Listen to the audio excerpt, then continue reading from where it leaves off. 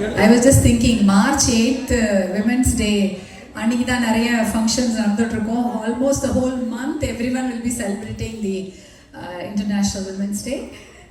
March 8 நடக்கும். இன்றைக்கி அதற்கு முன்னாடியே இன்றைக்கி ஒரு அழகான ஒரு மகளிர் தின விழா நடந்து கொண்டிருக்கிறது. நன்றி ஸ்ரீதேவி, அண்ட் உங்களுக்கும் ரொம்ப நன்றி. ஏன்னா நீங்கள் தான் முதலேருந்து என்ன சொல்லியிருந்தீங்க, இந்த ஏவிசி வண்டர் விமன் அவார்ட்ஸ் அது எடிஷன் 2 இதுக்காக கண்டிப்பாக வரணும் அப்படின்னு. And I'm so happy that I agreed, and I'm so happy to see so many friends here, and so happy to see all lovely women and children, especially குழந்தைங்களாம் ரொம்ப அழகாக வந்திருக்காங்க.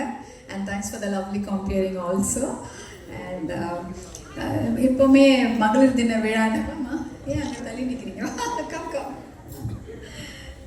மகளிர் தின விழானாலே நிறையா கேட்டகரியில் அவார்ட்ஸ் கொடுத்துட்ருக்கீங்க, விருதுகள்.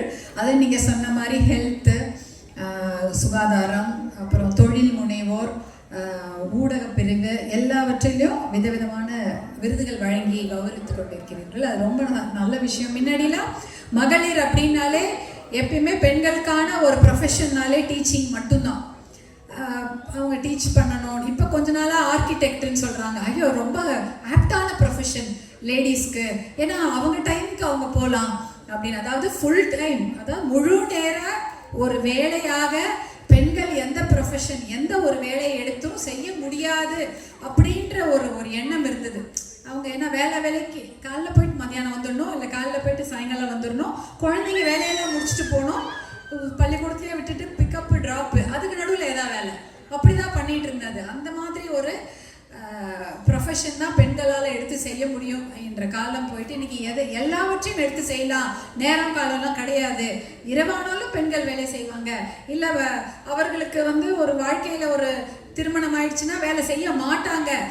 அவங்க ஒரு 10 வருஷம் கேப் எடுத்துக்குவாங்க, ஒரு சபட்டைக்கல் மாதிரி எடுத்துக்குவாங்க. அப்படின்ற இதெல்லாம் பொறுத்து எப்போ வேணாலும் என்றைக்குமே பெண்கள் வேலை செய்ய முடியும், அவங்களாலும் அதை செய்ய முடியும்ன்ற நிறைய விஷயங்கள் இந்த ஊடகத்துறையாக இருக்கட்டும், அரசியலாக இருக்கட்டும், இல்லை ஃபைன் ஆர்ட்ஸ்ன்றதே முன்னாடி ப்ரொஃபஷன் கிடையாது, பேஷன் மட்டும்தான்.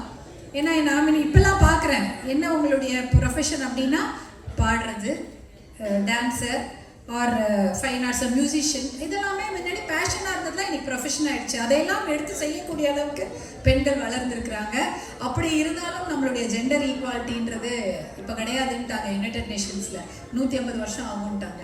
150 or 200 வருஷம் ஆகும் ஜெண்டர் ஈக்குவாலிட்டி. அதுவும் இப்போ கிளைமேட் சேஞ்சால் இன்னும் அதிகமாகி கொண்டு இருக்கிறது. கிளைமேட் சேஞ்ச்னால women they are put into unfamiliar, unfriendly and very hostile environment. ஏன்னா கிளைமேட் ரெஃப்யூஜிஸ் ஆகிட்டு இருக்காங்க. ஏன்னா வி ஆர் த குழந்தைங்களும் பெண்களும் தான் அதிகமாக பாதிக்கப்படுறாங்க காலநிலை மாற்றத்தால். ஏன்னா அவங்கள கொண்டு போய் அவங்களுக்கு தெரியாத ஒரு என்வாயன்மெண்ட்டில் அவங்கள போட்டுடுறோம்.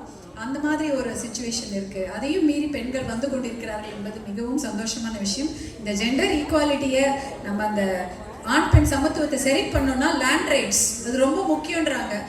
எத்தனை சதவீத பெண்கள் இருக்காங்களோ, ஆனால் 5% மட்டும்தான் அவர்கள் மேலே ப்ராப்பர்ட்டியோ இல்லை நில உரிமை இருக்கிறது. அதை சரி பண்ணாலே ப்ராப்பர்ட்டி ரைட்ஸ், லேண்ட் ரைட்ஸ் பெண்களுக்கு வேணும் என்பது ஒரு கான்செப்ட். அது சரி பண்ணாலே நம்மளுடைய ஜெண்டர் ஈக்குவாலிட்டியோ இல்லை ஆண் பெண் சமத்துவம் நல்லாயிடும் அப்படின்னு ஒரு கருத்து இந்த காலநிலை மாற்றத்தால் நிலவி கொண்டிருக்கிறது.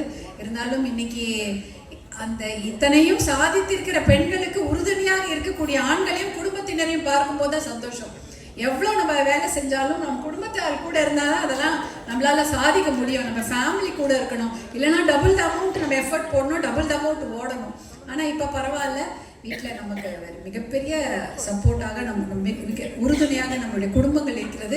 முதற்கன் அந்த குடும்பத்தாருக்கு நம் நன்றியை தெரிவித்துவிட்டு மகளிர் தினத்தை கொண்டாடுவதில் சிறப்பாக இருக்கும் என்று கூறிக்கொண்டு எனக்கு இந்த வாய்ப்பளித்த ஸ்ரீதேவிக்கும் அவருடைய கணவருக்கும் என்னுடைய நன்றியை தெரிவித்துக் கொள்கிறேன். வாழ்த்துக்கள். ஏவிசி வண்டர் விமன் அவார்ட்ஸ் இன்னும் நிறைய பெண்களை நீங்கள் ரெக்கக்னைஸ் பண்ணணும் என்று வாழ்த்தி விடைபெறுகிறேன். நன்றி, வணக்கம். தேங்க்யூ.